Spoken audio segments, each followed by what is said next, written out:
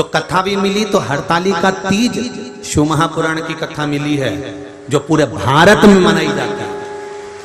केवल महाराष्ट्र, गुजरात या राजस्थान या मध्य प्रदेश या उत्तरांचल या हिमाचल नहीं, पूरा भारत में, पूरे विश्व में हरतालिका तीज मनाई जाती है। चाहे वो उत्तर प्रदेश हो, चाहे महाराष्ट्र हो, गुजरात हो, राजस्थान हो, साधारण से साधारण नारी भी भगवान शंकर के पूजन करती है। हरतालिका तीज की रात भर 5 बार पूजन करना, 5 बार स्नान करना, 5 बार शिव जी की आराधना करना, आरती करना, सवेरे ब्रह्म मुहूर्त में भगवान शंकर का पूजन कर कर विसर्जन करने जाना। फिर उस पूरी रात में ना तो सोना, ना कुछ खाना, ना पानी पीना, केवल भगवान की भक्ति में।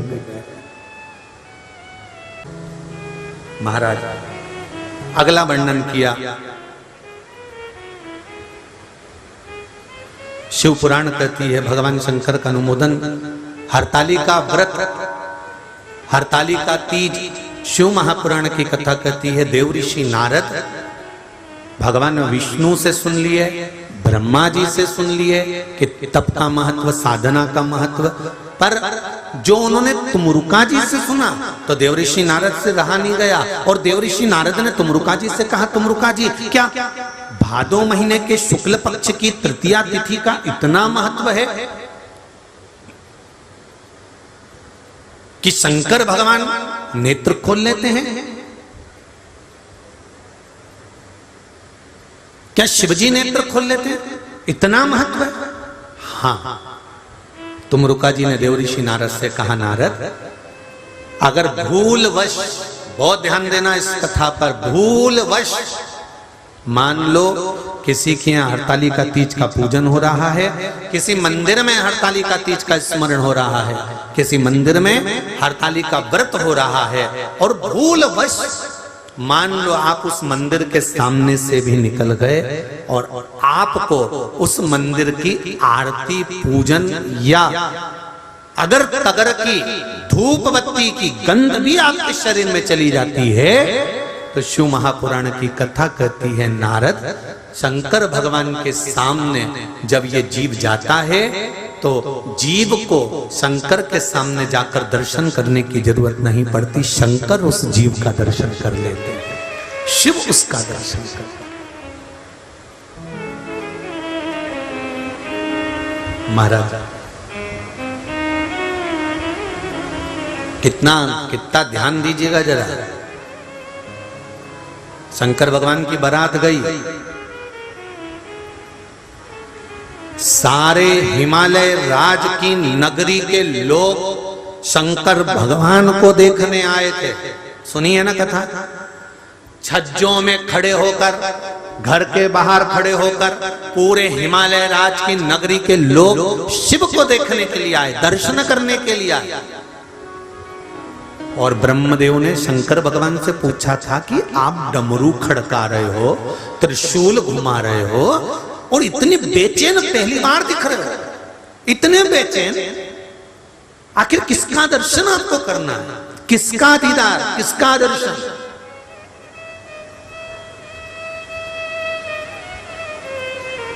शिव जी कहते हैं, जिसने गुफा में बैठकर अपनी सहेली के साथ में भादो शुक्ल पक्ष की तृतीया हरतालिका तीज का व्रत किया था, उस पार्वती को मुझे दर्शन करना है, इसलिए मैं बेचैन हो रहा हूं, उसका दर्शन मात्र करना, उसका मात्र दर्शन करना, मात्र दर्शन। महाराज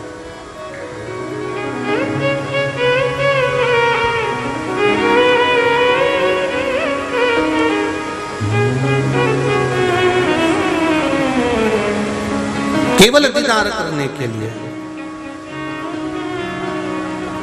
बड़ा सुंदर भाव का है। से शिव पुराण सुनना चालू करी है तब से बेलपत्र चढ़ाती हूँ उसका असर होता है, जल चढ़ाती हूँ उसका असर होता है, पशुपति व्रत करती हूँ उसका असर होता है, या मैंने एक जरा सा सामान भी शंकर जी को चढ़ाया और कामना कर चढ़ाया और मेरा काम हो जाता है। उसका कारण क्या है? वो क्या कारण है?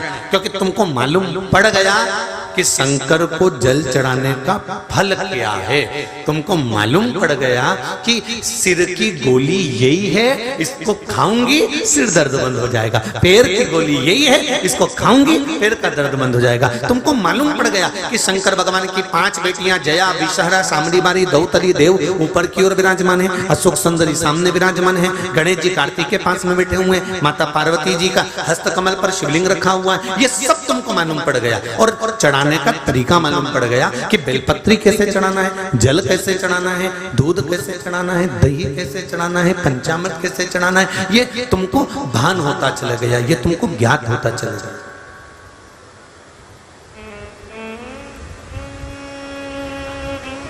अभी तक अज्ञान थे हम, अभी तक हमें अज्ञान नहीं था इस चीज का।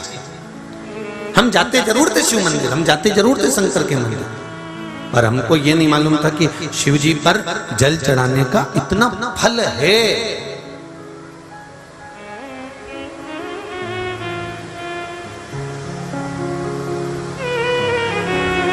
कितना सुंदर लिखा है।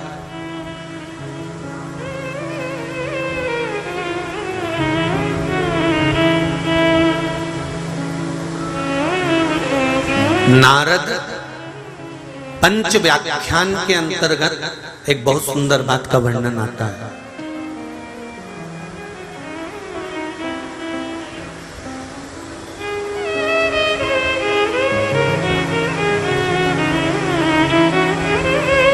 कलम पढ़ रहे थे तो उसका फोटो का भी हमने स्मरण किया, शायद हिमांशु के मोबाइल में होगा वो फोटो, कि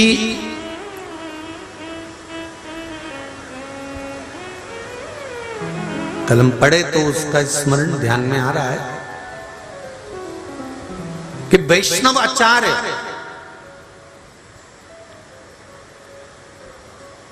परम रसिक वैष्णव आचार्य अपनी लेखनी में लिखते हैं, देवर्षि नारद उसका वर्णन करते हैं कि जिस नगर में, जिस गांव में, जिस खेड़े में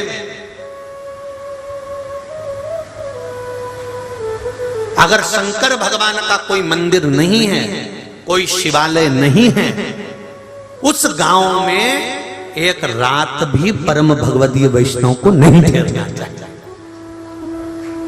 उस गांव में परम भगवदीय वैष्णव को एक रात्रि भी नहीं ठहरना चाहिए जहां शिव का शिवालय नहीं हो। कलम पढ़े तो उसका फोटो हिमांशु के मोबाइल में होगा, हम चाहेंगे आस्था चैनल पर वो फोटो दिखाओ कि हमने उस पुस्तक के उस पृष्ठ को जब स्मरण किया तो उसमें वर्णन आया कि गजब की बात परम भगवदीय वैष्णव के लिए लिखी है कि परम भगवदीय वैष्णव अगर किसी नगर में रुकते हैं, किसी नगर में ठहरते हैं और यदि वहां शंकर का कोई शिवालय नहीं है तो वैष्णव को उस गांव में, उस नगर में तो रुकना भी नहीं चाहिए, उसका भी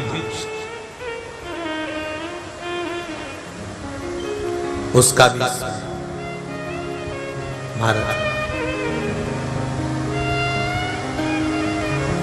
शिव कथा कर रहे हैं, भगवान शंकर का स्मरण कर रहे हैं, भगवान शंकर का गुणगान कर रहे हैं।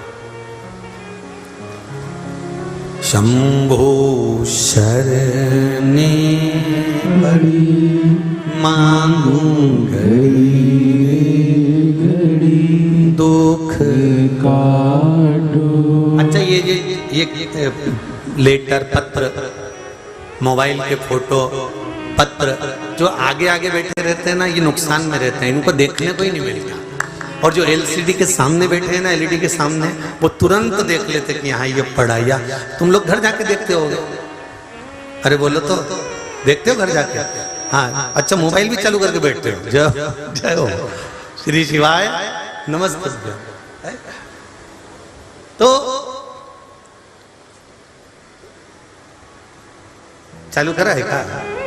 हाँ, दिखाई सबको कि उसमें हमने पढ़ा तो उसमें लिखा है कि परम भगवदीय वैष्णव जो भगवान नारायण के उपासक हैं, जो राम और कृष्ण के उपासक हैं, उन परम भगवदीय वैष्णव के लिए भी देवऋषि नारद का संवाद कहता है। उस पुस्तक के अंदर वर्णन किया गया, उस ग्रंथ के अंदर वर्णन किया गया कि परम भगवदीय वैष्णव को ऐसी जगह ठहरना ही नहीं चाहिए जहां कोई शिवालय ही नहीं। पूछा क्यों? उस किताब की अगली पृष्ठ जो वर्णन किया गया, क्यों, किस लिए, तो कहा जहां शिव होते हैं वहां नारायण हमेशा विराजमान होते हैं, हमेशा विराजमान। अब आ जाओ तुम्हारे पास का गांव ओड़ा नागनाथ, क्या ओड़ा नागनाथ बोलते, ओड़ा नागनाथ बोलते, जो भी बोलते तुम समझ जाना। हम नागनाथ समझ गए, बस तुम समझ जाओ, ठीक है। ओड़ा नागनाथ में पंडित जी कह रहे थे, गुरुजी